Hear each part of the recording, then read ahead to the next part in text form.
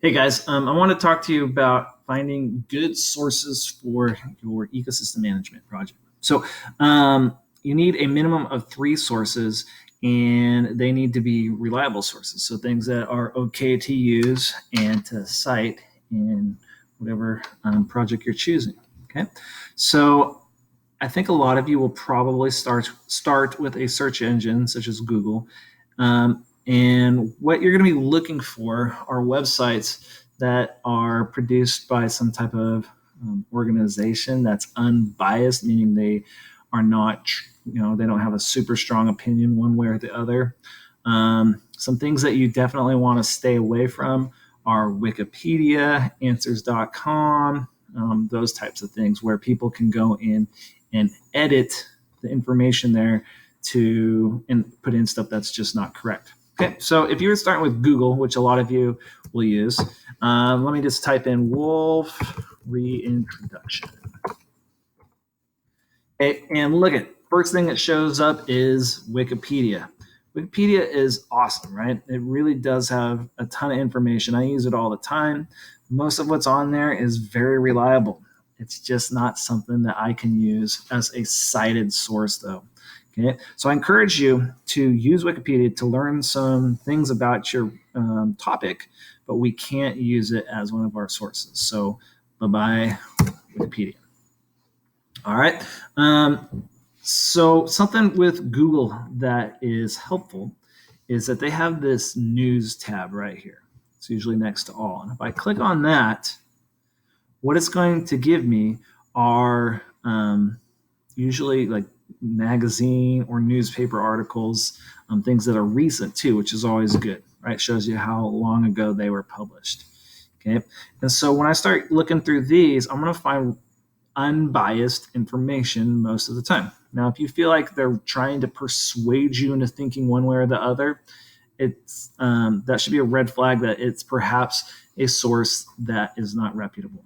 Okay, and that facts might be skewed in it. But here we go. So, will restoring wolves restore the landscape? Maybe not. Okay, so I open it up.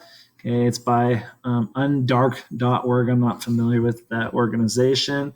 Okay, but I'm going to go through and read, and I'm going to be looking for, as I read these articles, the different questions that you guys are trying to address, right? What is the problem that the ecosystem management, what is the problem that you're trying to deal with? Where is this taking place? What caused the problem? What is the animal or the plant's role? What is its niche in the ecosystem? How is the ecosystem being impacted? How does this problem impact us, people? What solutions have already been tried or are being considered, and what has worked or has not?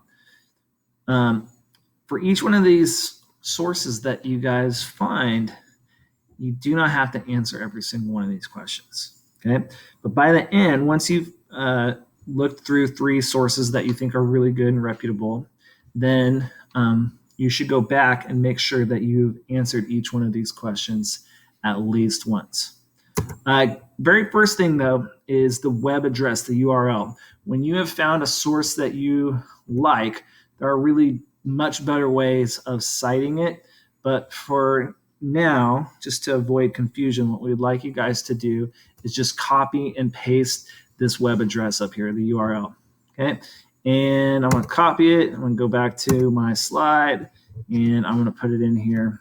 There'll be a box for you. It says edit text. Okay, but there it is.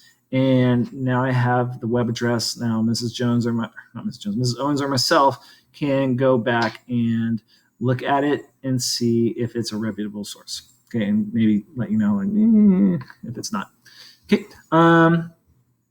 you are more than welcome to use documentaries, videos. Those are really good sources, and there's some excellent documentaries on some of these ecosystem management issues. You can listen to podcasts, and that is that. Please, by all means, ask questions to Mrs. Owens or myself if you are struggling with finding sources or trying to decide if they are a good, reputable, or reliable source or not.